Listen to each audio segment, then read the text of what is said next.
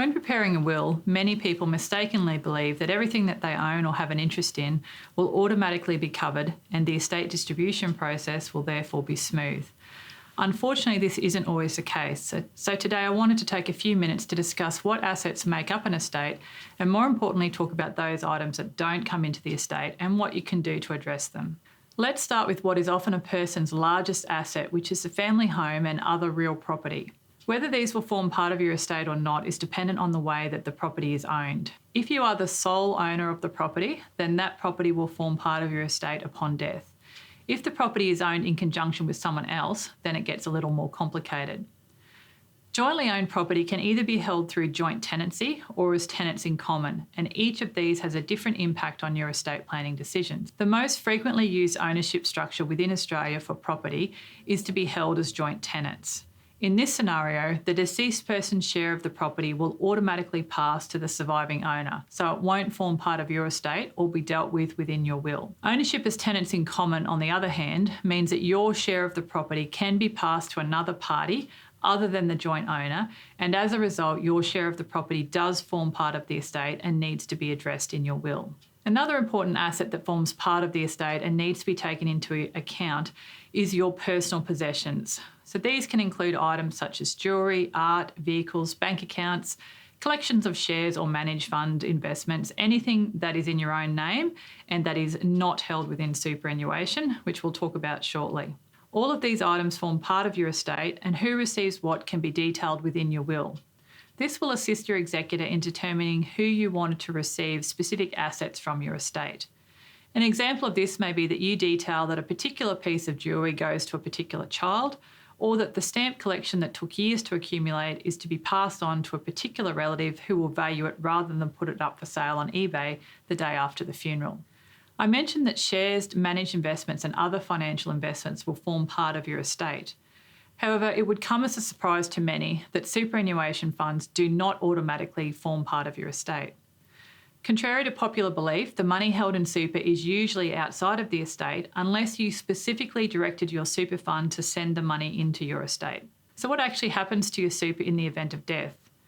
Once the super fund has received the probate documentation and/or the death certificate, the fund trustees will determine who has a claim on the money and will determine who gets what from there. The difficulty with this is that they will not have the insight into your particular circumstances that your executor is likely to have, so the funds may not always end up in the right hands. In order to overcome this and help the super trustees deliver your funds where you'd like them to go, you need to nominate a beneficiary on your superannuation account. This can be done either as a preferred nomination, where you highlight who you would prefer to receive the funds, but it's not binding on the trustees, or via a binding death benefit nomination where the trustees have to pay it as you directed. It's important to note that only certain classes of beneficiaries can be nominated as a binding nomination, so check out our other information on this topic in our video library. A common question related to super is what happens if you have life insurance attached to your super fund?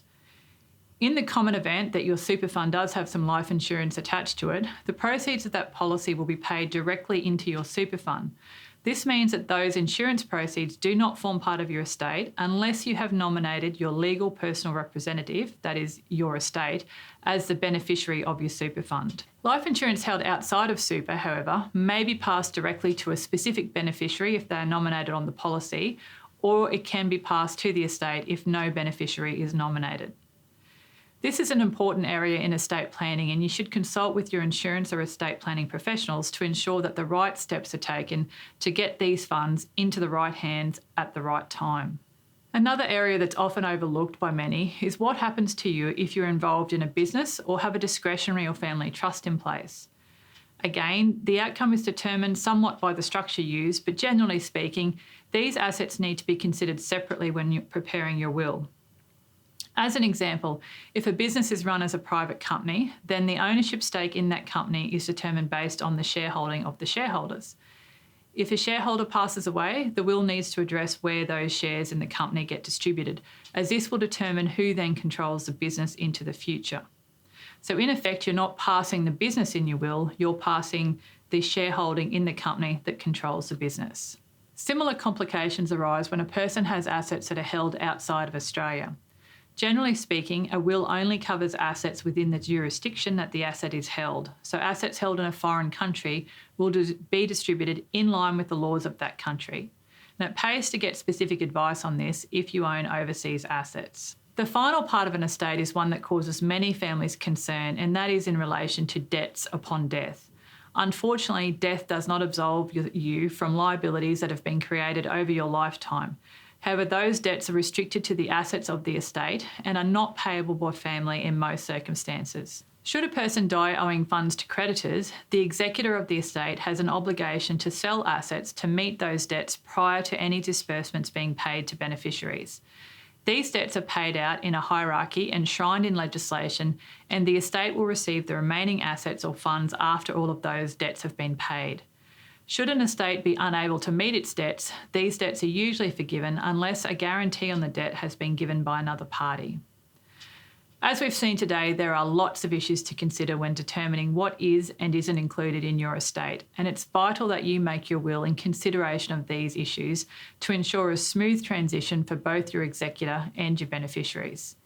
If you'd like further information about making a will or other estate planning issues, check out our video library or get in touch with us via our website.